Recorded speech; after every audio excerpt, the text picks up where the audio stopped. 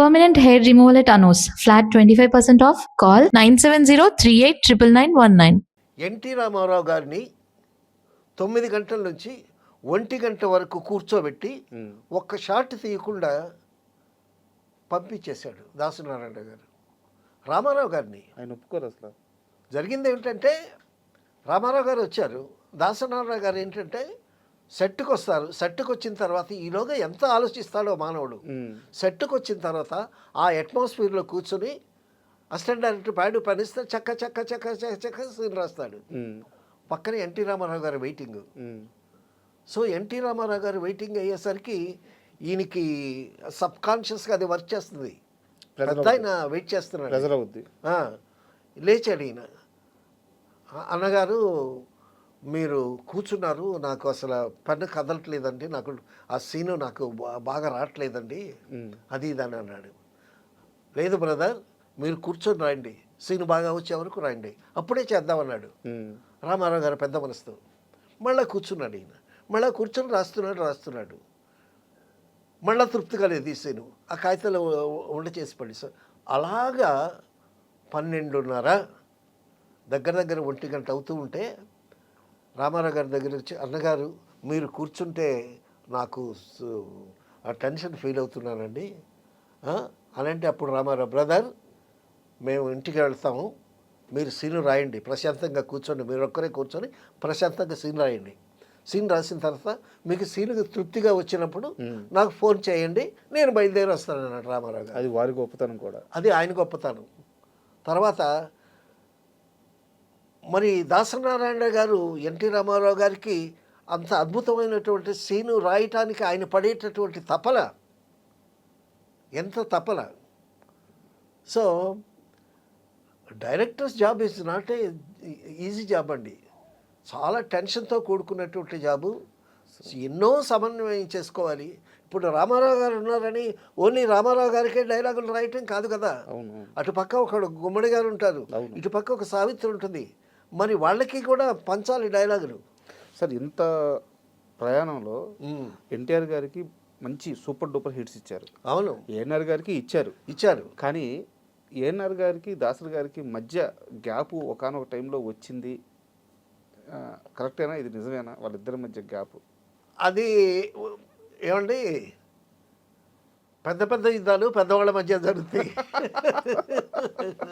అవును, ఇద్దరు గొప్ప. ఇప్పుడు దాసనారాయణ గారు వైపు మాట్లాడుకుంటున్నాం, వాళ్ళ శిష్యుల గురించి మాట్లాడుకుంటున్నాం. దాసనారాయణ గారు తిరుపతి షూటింగ్కి వెళుతున్నారండి.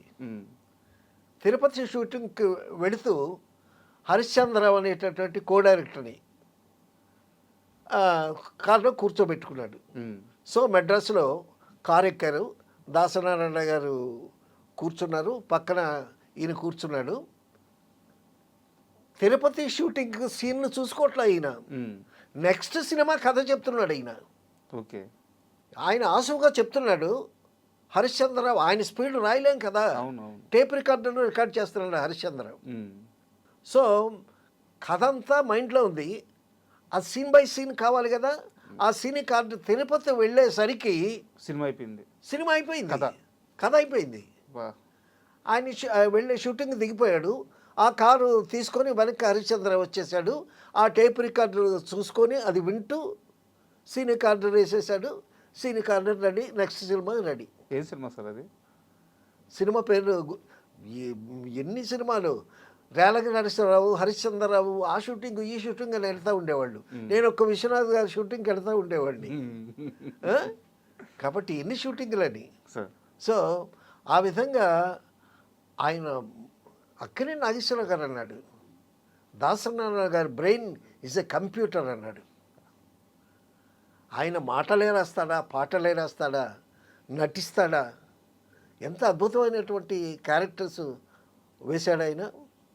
సో అలాగే ఆయన దగ్గర ఎంతమంది, ఆయన దగ్గర ఫస్ట్ డైరెక్టర్ అయిన వాడు రాజేష్ చంద్ర.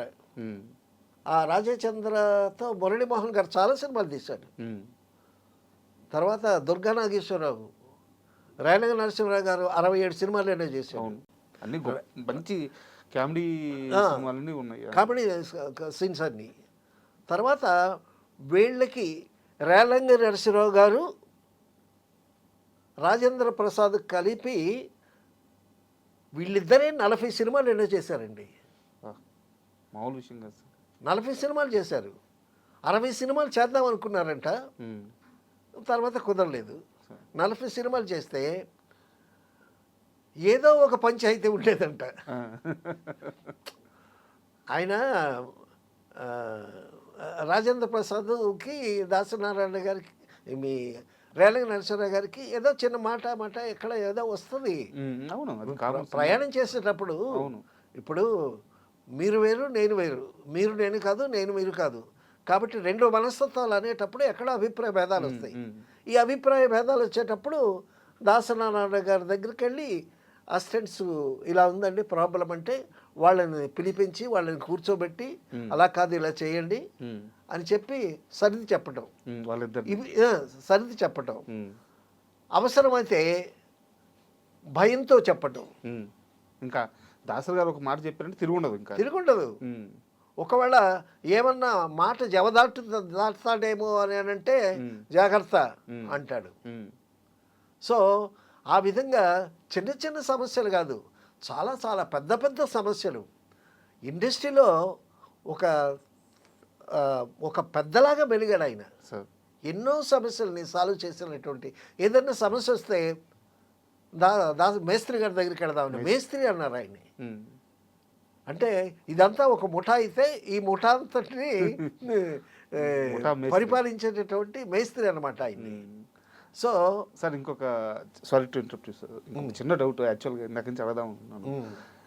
యాక్చువల్గా ఇంత చెప్పారు కదా, ఇంత మధ్యలో ఇంత బిజీగా ఉన్నాడు ఆయన, కానీ ఆ భోజనం సమయానికి దాసరి గారి ఇంటికి వెళ్తే ఖచ్చితంగా లైట్ బాయ్ దగ్గర నుంచి అసిస్టెంట్ దగ్గర నుంచి ఏ క్రాఫ్ట్ వాడైనా సరే ఆ ఇంట్లో భోజనం ఉంటుంది, కడుపు నిండా తిని బయటికి రావచ్చు. డెఫినెట్గా ఆయన బర్త్ రోజులో ఇంటికి వెళితే ఎంతమంది వస్తారు, ఎంతమంది తింటారు, ఎంత తింటారు. నేను వెళ్ళాను ఆయన ఇంటికి చాలాసార్లు భోజనానికి. సో చికెన్ ఎంత తింటావు, మటన్ ఎంత తింటావు, ఏం తింటావు, ఆయన చక్కగా భోంచేస్తాడు. రోజుకు ఒక అరిసి తింటాడు నారాయణరావు గారు. ఆయనకి షుగర్ ఉన్నా కూడా రోజుకు ఒక అరిసి తింటాడు. ఆయన చక్కగా తింటాడు, పక్క వాళ్ళకి చక్కగా పెడతాడు. సో ఆయన కడుపు నింపుతాడు, వీళ్ళలో బుర్రలో ఉన్న సమస్యలన్నీ తీర్చి ఆ బుర్రల్ని కూడా నింపుతాడు. సో మనసు నిండా కృతజ్ఞతతో తిరిగి వస్తారు. దాసనారాయణ గారి దగ్గరికి వెళ్ళి అడగనోడిది పాపం. ఏమడిగితే అది భరత్ అని ఒక డైరెక్టర్ ఉన్నాడు, అక్కినేని నాగేశ్వరరావు గారి దగ్గర సమ్ మేకప్ డిపార్ట్మెంట్ ఏదో చేశాడు. నాగేశ్వరరావు గారికి హెల్ప్ చేసేటటువంటి ఇదే సమ్ టచ్అప్ బాయ్ లాగా ఏదో చేశాడు. నాగేశ్వరరావు గారితో దాసనారాయణ గారు డైరెక్ట్ చేసేటప్పుడు ఈ దాసనారాయణరావు గారు నాగేశ్వరరావు అంతటి వ్యక్తిని, ఆర్టిస్ట్ని డైరెక్ట్ కమెంట్ చేయటమే కదా, అది కామన్. ఇంకా హైరార్కీ అది కామన్. ఇంకా ఆయన హీరో ఎంత పెద్ద హీరో అయినా సరే డైరెక్ట్ చెప్పినట్టు వింటమే కదా. అంతే.